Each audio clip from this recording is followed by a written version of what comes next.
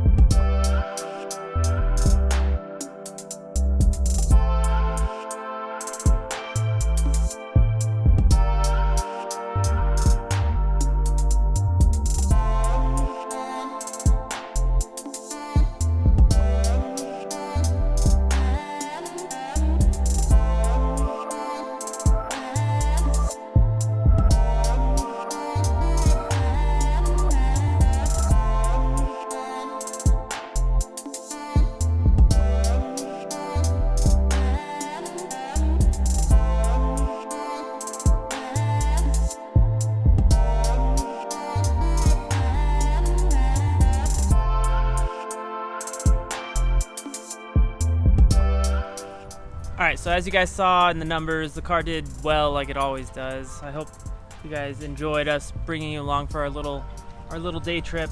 If you guys have any questions, please leave them down below or hit us up on email, Twitter, Instagram. It's all in the description. One thing I did want to ask is if you guys want us to start the live streams again, because we haven't done one in like over a month since I got sick, and I'm doing better now. So we could not be lazy and do it.